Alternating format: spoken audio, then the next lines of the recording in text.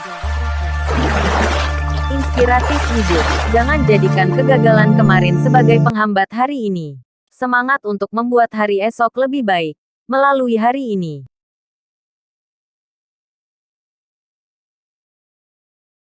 Ingin kukatakan sesuatu. 280. Kenapa bisa kamu? Sean menghela napas lega. Untungnya wanita ini bukan Maureen. Dia tidak ingin memiliki hubungan dengan wanita yang pada pandangan pertama saja sudah terlihat sangat sulit diatur. Sean pun meminta maaf pada Michelle. Maaf, saya kira Anda kakaknya. Mendengar apa yang dikatakan, sopir, Marvin, Michelle semakin kesal. Selama ini, semua orang hanya membicarakan Maureen dan tidak ada yang menyebutnya sama sekali. Sekarang seorang sopir bahkan menatapnya 2 kali karena salah mengira dirinya adalah Maureen. Mana mungkin dia bisa terima?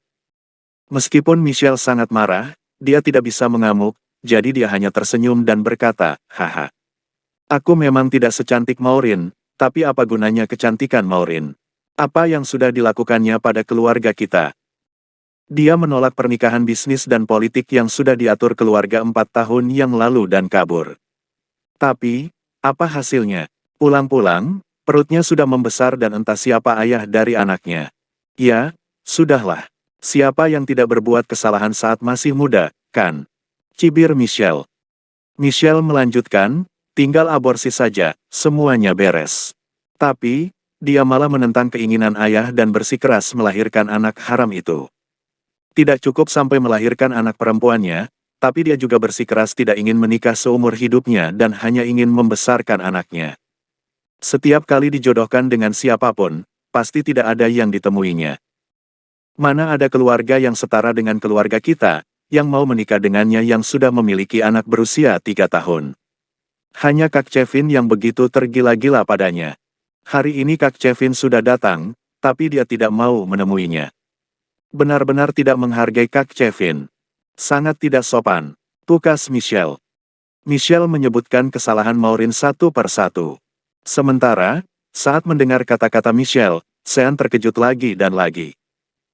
Maureen hamil. Mungkinkah itu anakku? Sean tidak tahu apakah anak haram yang dikatakan Michelle sebenarnya mengacu pada anak hasil dari hubungan Sean dan Maureen atau tidak. 3 tahun. Aku punya anak perempuan berusia 3 tahun. Hati Sean bergejolak. Awalnya kali ini dia hanya berencana untuk bertemu Maureen dan meminta maaf padanya. Tapi, tidak disangka, ternyata dia berkesempatan untuk memiliki seorang putri berusia lebih dari 3 tahun. Pada saat ini, raut wajah orang tua Marvin terlihat sangat tidak baik. Ibu Marvin berkata, Kevin, jangan khawatir. Tante sendiri yang akan naik sekarang. Meski harus menyeretnya, tante akan memaksanya turun. Tiba-tiba Marvin menghalangi ibunya dan berkata, hah, Bu, ibu jangan naik dan bertengkar dengan kakakku. Biar sopirku saja yang naik. Sopirmu. Semua orang memandang Sean. Sean juga sedikit terkejut. Kevin jelas terlihat sedang menatap Sean dengan tatapan permusuhan. Itu karena tadi Sean berkata pada Michelle bahwa dia mengira Michelle adalah Maureen, itu sebabnya Sean curi-curi pandang padanya. Sebagai calon tunangan Maureen, Kevin tidak akan membiarkan pria lain berani menginginkan wanita yang disukainya. Michelle tersenyum dan berkata, mengandalkan dia. Memangnya dia bisa memanggil Maureen untuk turun. Jangan bercanda. Meski kamu sendiri yang memanggil kakakmu, kemungkinan kakakmu juga tidak akan turun. Marvin tersenyum dan berkata, jadi, jika kakakku menolak untuk turun, biarkan saja sopirku memaksanya turun. Lagi pula, ibu juga tidak akan bisa menyeret kakakku. Semua orang di keluarga Susetia tahu temperamen Maureen. Mereka tahu bahwa apapun yang mereka katakan, mereka tidak akan bisa membujuk Maureen. Pada akhirnya, mereka harus menggunakan kekuatan untuk membuatnya turun. Ibu Marvin tidak lagi keberatan. Ya, baiklah. Kalau begitu, suruh anak ini saja yang ke sana. Maureen Susetia, akhirnya aku akan bertemu denganmu. Sean pun sangat senang karena dari tadi dia sudah sangat ingin melihat wajah Maureen yang sesungguhnya. Dalam perjalanan dari Texas ke Bogor, Sean terus ingin melihat foto Maureen, tetapi sayangnya si bajingan Marvin ini tidak mau menunjukkannya. Sekarang dia akan melihat wanita ini secara langsung dan mungkin juga akan bertemu dengan anak perempuannya yang berusia 3 tahun. Tepat saat Sean hendak melangkah, Kevin yang sedang duduk dengan postur tentara tiba-tiba berdiri di depannya. Perawakan Kevin tinggi besar. Tingginya hampir mencapai 190 cm. Selain itu, ada bekas luka pisau di wajahnya. Dari sorot matanya, dapat dilihat bahwa dia bukan pria yang baik. "Ada apa?" tanya Sean. Meskipun Sean tidak setinggi Kevin dan meskipun sekarang dia hanyalah seorang sopir, wibawa Sean tidak kalah dari Kevin.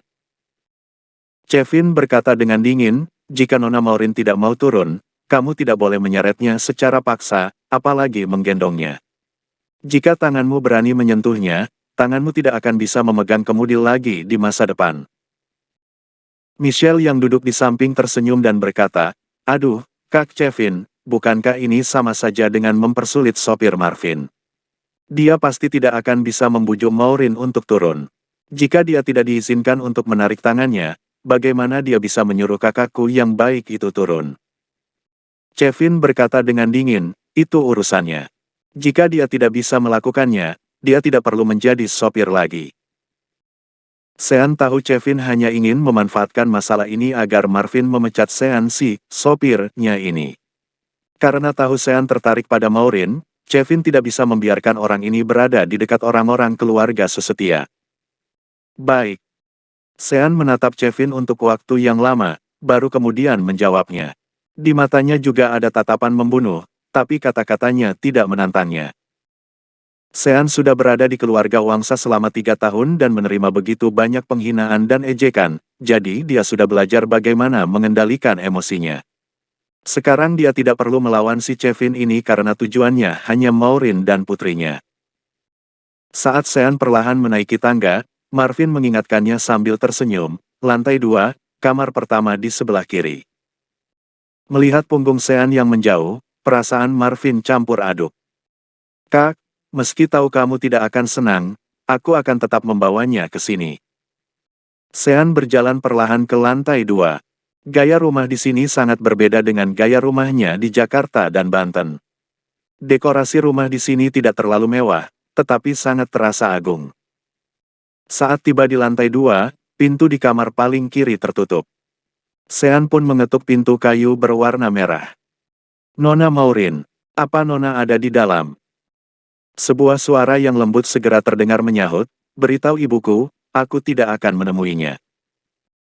Ketika Sean mendengar suara lemah itu, tiba-tiba dia merasa suara itu agak familiar, seolah-olah dia pernah mendengarnya di suatu tempat. "Apa jangan-jangan sebelumnya kami pernah bertemu?" pikir Sean, tapi kemudian dia berpikir lagi, omong kosong. Tentu saja kami pernah bertemu dan tentu saja aku pernah mendengar suaranya. Lagi pula, malam itu aku sudah mendengarnya berulang kali. Sean berhenti berpikir sembarangan, lalu mendorong pintu kayu berwarna merah dan masuk. Begitu membuka pintu, dia melihat pemandangan yang sangat tidak asing di depannya. Seorang wanita berambut panjang, yang kecantikannya sebanding dengan kecantikan Gianna, sedang bersenda gurau seorang gadis kecil berusia 3 tahun. Keduanya tersenyum cerah dan tampak seperti bidadari. "Kenapa bisa kamu? Kenapa bisa kamu?" Sean dan Maureen berkata serempak dan saling menatap dengan wajah tercengang. Bersambung.